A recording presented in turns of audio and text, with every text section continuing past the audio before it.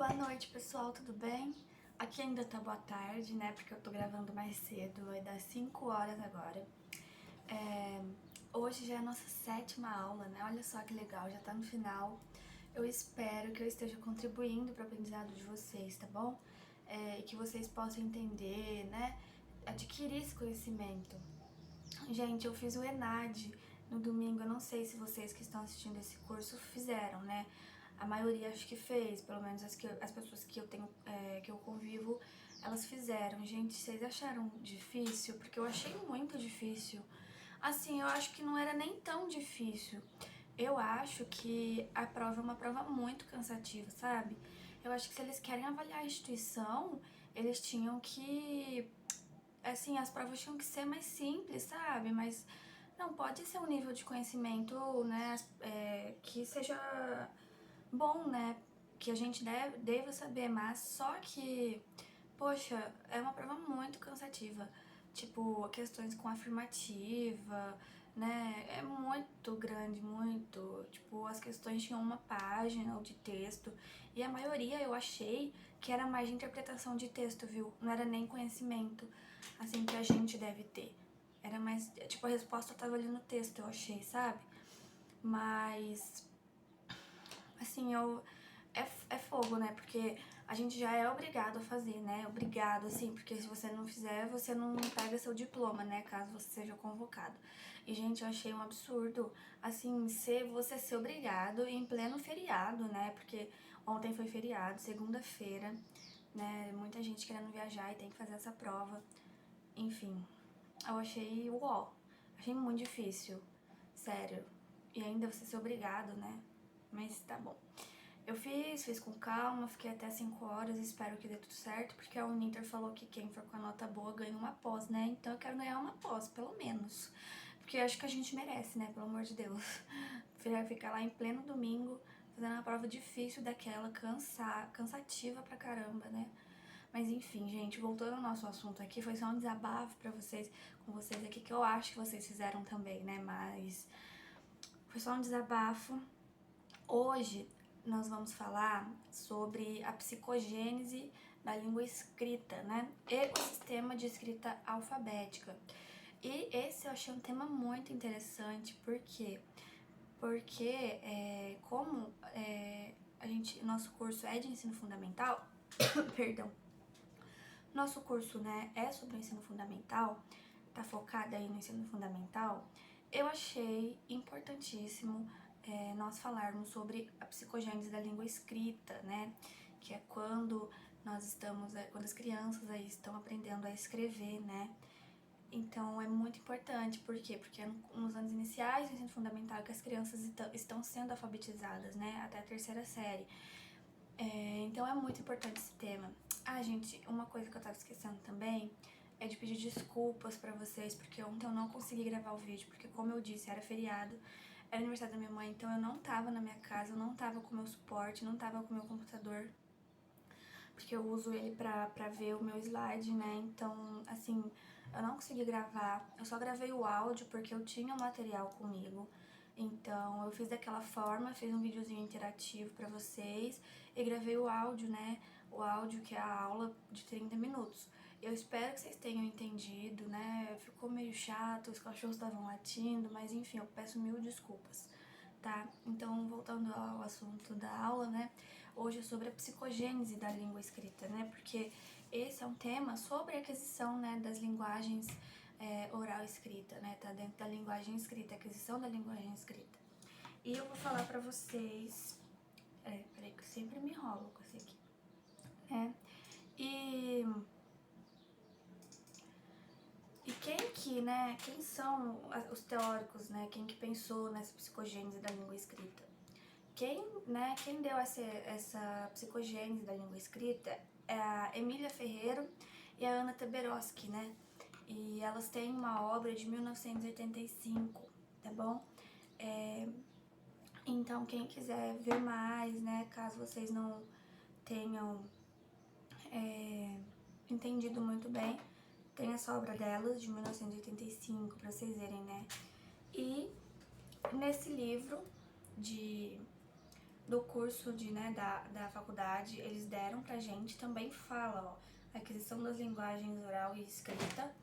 E na página, ele fala mais também sobre desenvolvimento da linguagem, a aula de ontem foi sobre ele também, né? E ele começa a falar da psicogênese no capítulo 4, tá?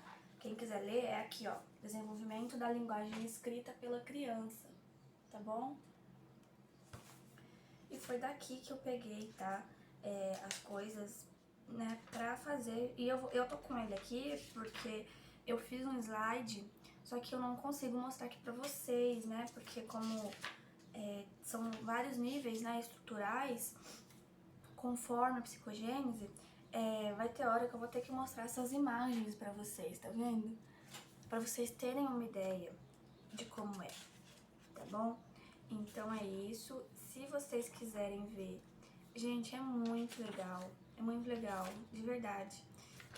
Emília Ferreira e Ana Teberoski, né? E esse livro é muito bom mesmo. Nossa, ele tem muita coisa boa, né? Ele fala também sobre Piaget, Vallon, Vygotsky, né? Fala sobre a linguagem oral na criança, Nossa, é muito bom, de verdade. Até nesse mesmo livro, dentro da psicogênese da escrita, né? Eles colocam também atividades, né? Propostas de atividades que a gente pode colocar em sala de aula. Então, nossa, é muito legal esse livro, de verdade. Se vocês não leram, né? Ainda é bom ler, porque, nossa, é muito bom. Eu acho muito bom os materiais da Uninter em si, assim. Bom, vamos lá. Então, a psicogênese é da Emília Ferreira e Ana Teberoski, né? Esse livro, ele documenta uma investigação que tornou possível, né, pela primeira vez, a descrição do processo da aquisição da língua escrita. É uma verdadeira revolução conceitual, né? Porque, afinal, antes da publicação desse livro, a discussão sobre a alfabetização se reduzia à avaliação de métodos de ensino. E as autoras, elas ainda mostram que a diferença, né, no desempenho escolar inicial entre as crianças pobres das escolas públicas e as de classe média não tinha nenhuma origem em nenhum tipo de déficit intelectual, linguístico ou cultural. E que nenhuma criança entra na escola regular sem saber nada sobre a escrita, e que o processo de alfabetização é longo e doloroso para qualquer criança. Elas também mostram que nenhuma criança precisa de testes de prontidão para medir se está pronta ou não para ser alfabetizada. E trouxeram ainda os textos do mundo para dentro da escola e se preocupam em aproximar as práticas de ensino da língua das práticas de leitura e escritas reais. Os métodos tradicionais de ensino da leitura que conhecemos, apesar das diferenças que aparentam, né, ter uma mesma comum teoria de conhecimento subjacente, é a visão empirista e associacionista de aprendizagem. Gente, é cada nome difícil que eles colocam pra gente, pelo amor, né? Então, os métodos tradicionais, o aprendiz é uma tábula rasa e adquire novos conhecimentos sobre o alfabeto, recebendo informações prontas do exterior. A aula expositiva sobre cada letra e cada som, que é através de repetição do gesto gráfico, cópia e das tais relações entre letras e sons passam a ser seus. A aprendizagem, ela é vista como um processo de simples acumulação das informações recebidas do exterior, sem que o sujeito precisasse, né, em sua mente, reconstruir esquemas ou modos de pensar para poder compreender os conteúdos sobre letras e sons que alguém, a escola, o adulto, a professora, estava lhe transmitindo. O objeto do conhecimento é visto como um mero código de transcrição da língua oral, unidades isoláveis a serem transmitidas à criança. O método sintético, que são os silábicos, os alfabéticos e os fônicos. Das menores unidades linguísticas, letras, fonemas e sílabas, até chegar à maior, tá? É pautada na aprendizagem acumulativa, que a aprendizagem é somada dia a dia com pedaços, né, é preciso que o sujeito seja capaz de isolar e de reconhecer os diferentes fonemas de seu idioma para poder depois, a seguir, relacioná-los aos sinais gráficos. E codificação e decodificação, pronúncia correta, grafemas apresentados um a um e o trabalho com casos de ortografia regular. O método fônico, ele considera que se a criança não for capaz de segmentar as palavras em sequências de fonemas, na visão adultocêntrica, pouco complexos, as crianças não se alfabetizariam. E o método silábico, ba, be, bi, bo, bu, 50 vezes, ignora que numa fase inicial as crianças não entendem que uma ou duas letras isoladas, tipo ai, eu, ui, pá, tu, constituem algo possível de ler. Elas não conseguem, entender isso. E o método analítico, ela tem uma importante cartilha, que muitas pessoas aí, da década de 80, parece, se não me engano, elas foram alfabetizadas pela cartilha analítica, É a palavra, a sentenciação e o método global. Ao contrário do método anterior, mas com a mesma visão associacionista, de Crowley reage ao método sintético propondo: começa-se das unidades maiores, por exemplo, um conto, você conta uma história para a criança, lê alguma coisa, e vai-se partindo de pedaços para se chegar às unidades linguísticas menores, e seus defensores postulam que, no espírito infantil, as visões de conjunto precedem a análise.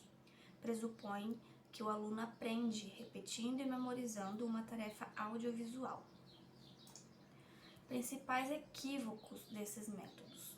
O indivíduo, para aprender, deverá copiar, copiar e copiar. Não é permitido errar. O aluno nunca pode escrever algo utilizando-se de suas hipóteses ou como ele acha que deve ser escrito. O aluno, uma boa cartilha ou livro didático tem uma fórmula salvadora. Seria necessária uma prontidão para a alfabetização. E as crianças advindas de meios populares fracassariam na escola porque elas seriam carentes culturalmente. E por fim, a ideia de maturação, que são medidas em testes de prontidão para as crianças serem alfabetizadas. Os adeptos dos velhos métodos, eles acreditavam que uma boa cartilha, com um plano de ensino bem controlado, seria uma garantia de alunos alfabetizados ao final do ano, desde que estivessem aptos no início do ano letivo a usufruir dos ensinamentos daquele material. Os estudos de casos correlacionaram um bom rendimento da lectoescrita a outros domínios. O conjunto de habilidades medidas por esses testes privilegiavam formas de memória visual ou auditiva, de discriminação, de coordenação motora e visomotora. No entanto, embora incluíssem testes de discriminação auditiva, esses testes, para avaliar a maturação, eles não avaliavam a consciência fonológica. A psicolinguística contemporânea é a aprendizagem da leitura e da escrita. Até 1962, a maior dos estudos sobre a linguagem infantil, ela ocupava-se predominantemente do léxico. O que é o léxico? É a quantidade e a variedade de palavras utilizadas pela criança e que eram classificadas segundo a categoria da linguagem adulta, por exemplo, os verbos, os substantivos, adjetivos, entre outros, Como dar conta do sintético? Afinal, nós temos claro que nem a imitação e nem o esforço seletivo, que são dois elementos da aprendizagem associativa, podem explicar a aquisição das regras sintáticas, que é a sintaxe, que eu falei para vocês ontem, que faz parte da nossa linguagem, da nossa língua, da linguística. E sobre a aquisição da fala e da escrita, para os defensores do modelo tradicional, associacionista, a aquisição da linguagem ela é simples. Existe na criança uma tendência à imitação no meio social que a cerca, E existe uma tendência a reforçar seletivamente as emissões vocálicas das crianças que correspondem a sons ou a pautas sonoras complexas, as palavras, desse meio social. Então, o meio ele vai selecionando aqueles sons ou pautas que correspondem aos sons da fala adulta. Sobre a obra de Magda Soares. Magda Soares, ela reúne, na primeira parte do seu livro, textos sobre concepções de alfabetização e letramento. Gente, caiu questões sobre alfabetização e letramento.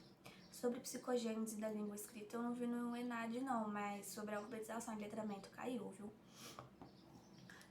E na segunda, textos sobre práticas escolares de alfabetização e letramento, com o objetivo de ordenar e sistematizar a reflexão sobre as diferentes facetas desses dois processos.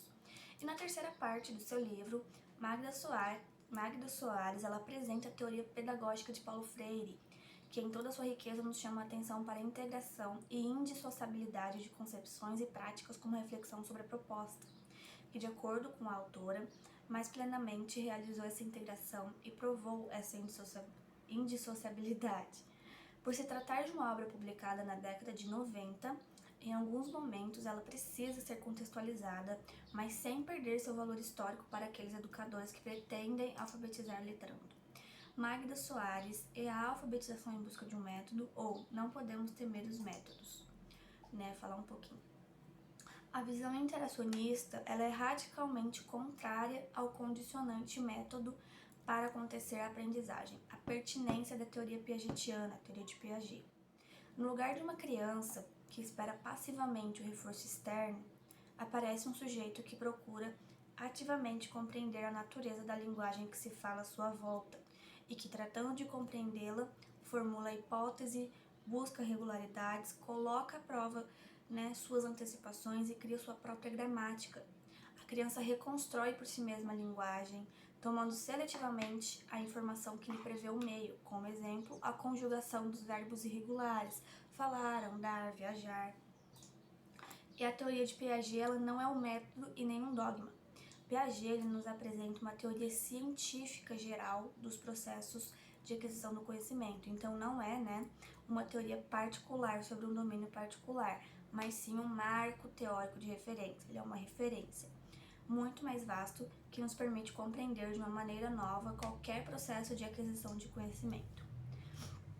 E quem é o sujeito cognoscente, um sujeito ativo, Ele é um sujeito que busca adquirir conhecimento e que aprendemos a conhecer através de Piaget, É aquele que procura ativamente compreender o mundo que o rodeia e trata de resolver as interrogações que este mundo provoca, que aprende basicamente através de suas próprias ações sobre os objetos do mundo e que constrói suas próprias categorias de pensamento ao mesmo tempo que organiza o seu mundo. No marco piagetiano, os estímulos não atuam diretamente nas crianças, eles não atuam diretamente nas crianças, mas são transformados pelos sistemas de assimilação. Peraí, gente, que eu vou tomar uma água, minha garganta aqui tá um pouco seca. Peraí.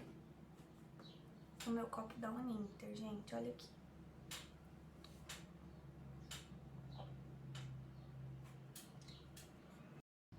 Bom, então, e o que é assimilação, Que o Piaget tanto fala nas teorias dele?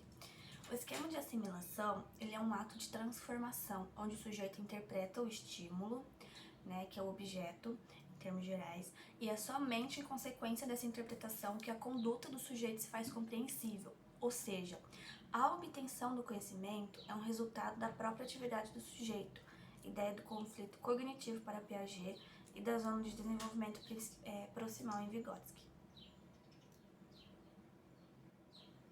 Eu acho que... E o que são os erros construtivos, É o caminho em direção a um conhecimento objetivo que não é linear, mas sim através de grandes reestruturações globais, algumas das quais estão errôneas, porém construtivas.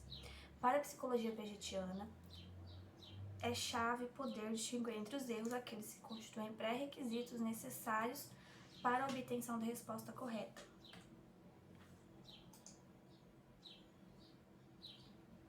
A situação experimental do interrogatório e da investigação, Elas são planejadas situações experimentais da investigação que procuram fazer com que a criança coloque.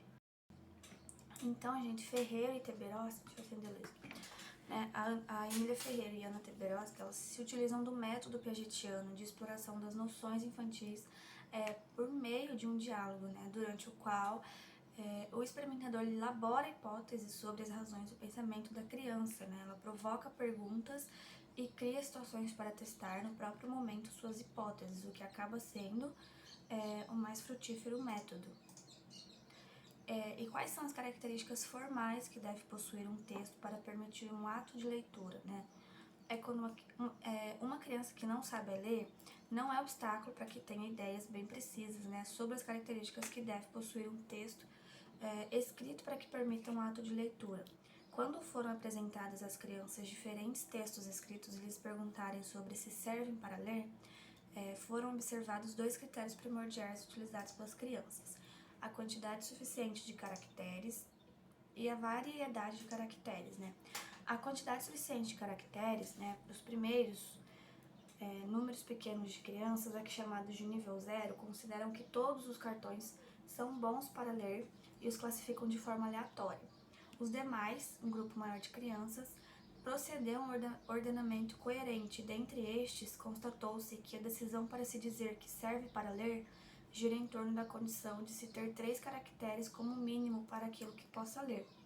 A contagem de letras e a importância de se distinguir letras e outros símbolos gráficos, em especial os números, né? Então, constatou que, independentemente de como chamam esses caracteres, a legibilidade de um texto depende da quantidade existente.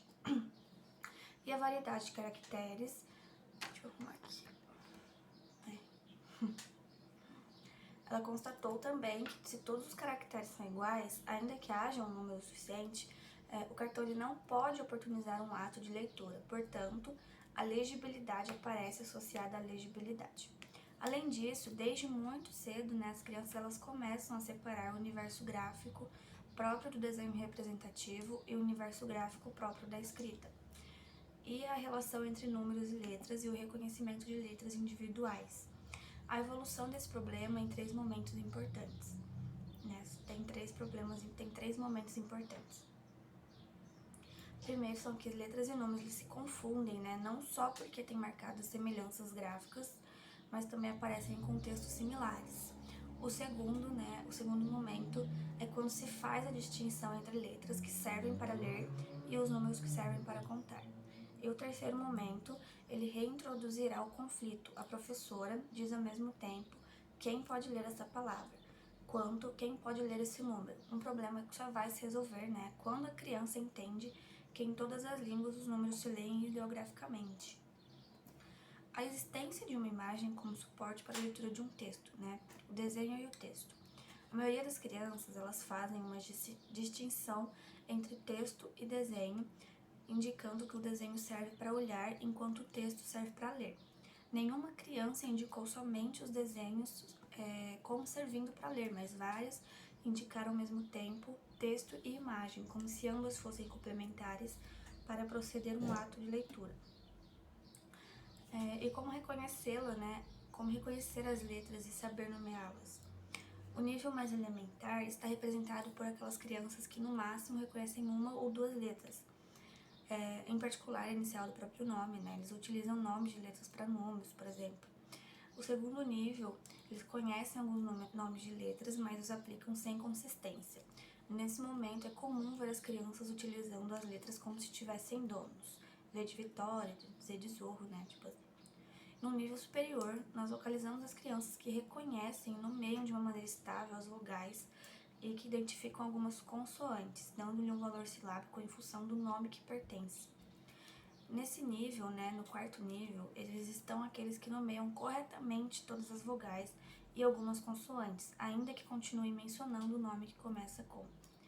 E, finalmente, né, o nível que é mais constituído são aqueles que as crianças conhecem praticamente todas as letras do alfabeto, sendo capazes de nomeá-las e dar assim seus valores sonoros. E sobre os números e letras, né, que é bastante comum encontrar a denominação de número aplicada a letras, mas nunca o contrário, né? A explicação ela poderia ser que o universo gráfico dos números é muito menor, né, que o das letras, e por outro lado, o nome das grafias elas correspondem aos números que coincidem com as palavras que usamos no ato de contar, né? Mas quando falamos as palavras, nós não falamos o nome das letras, como exemplo, a construção dos números romanos.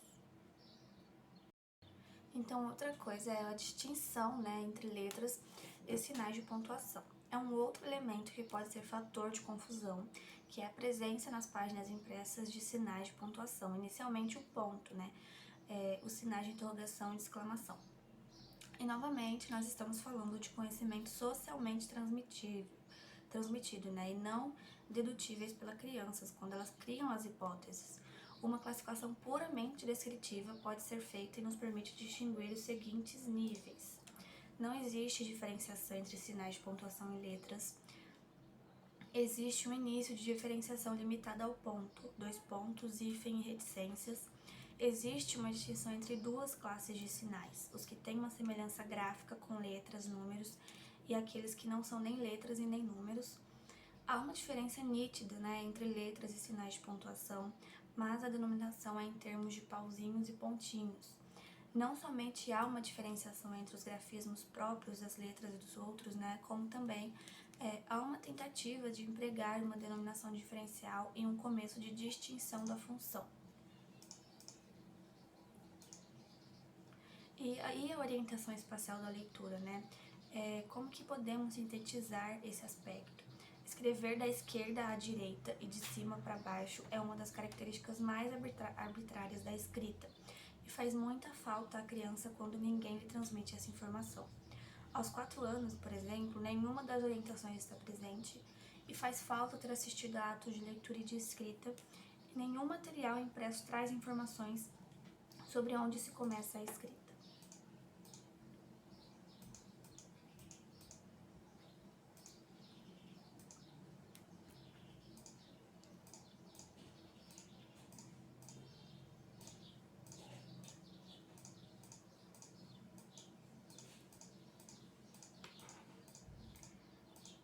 Só um minuto, gente, que aqui tá...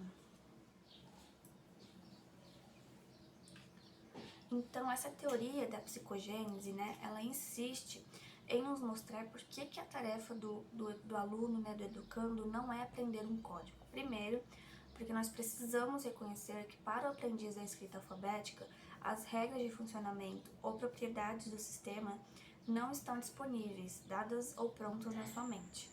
De início, ele sequer sabe como as letras funcionam e ele não consegue pensar nos fonemas como unidades isoladas, né? Como tenta ensinar o método fônico, por exemplo. E segundo, a teoria da psicogênese da escrita, ela mostra que assim como a humanidade levou muito tempo para inventar o sistema alfabético, após ter usado outros sistemas de escrita, a internalização das regras e convenções do alfabeto não é algo que se dá da noite para o dia, né? E nem pela mera acumulação de informações que a escola transmite. No percurso de construção do sistema de escrita alfabética, a criança precisa responder o que as letras representam e como as letras criam representações, né? Ou seja, como as letras funcionam para criar representações. Além disso, de acordo com Emília Ferreiro, nesse percurso evolutivo, os aprendizes precisam dar conta de 2 pontos de aspectos do sistema alfabético, os conceituais, que têm a ver com as duas questões, né?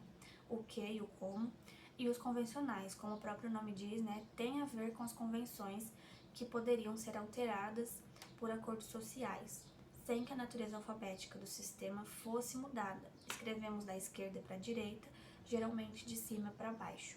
Deixamos espaços entre as palavras, né, e tal, e esses 2 aspectos criam as propriedades do sistema.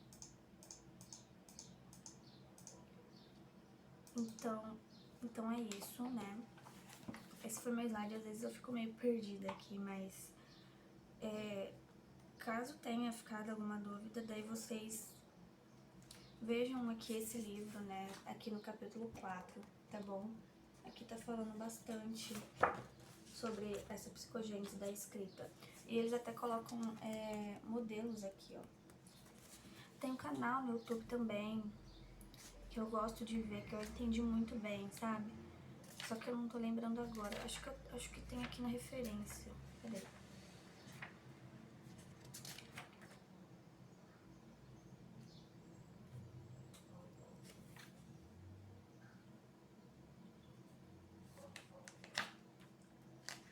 Enfim, eu não tô achando aqui agora, mas tem como vocês lerem, né, o livro da Emília Ferreiro e da Ana Teberoski, né, que chama Psicogênese da Língua Escrita, e é de 91, tá? E também tem um vídeo sobre a Emília Ferreira, eu vi esse vídeo, tá no YouTube, ela foi gravado em outubro de 2006, mas no YouTube tá o ano de 2009, eu vou ver se eu consigo deixar o link aqui pra vocês, tá bom? Então é isso, pessoal, obrigada.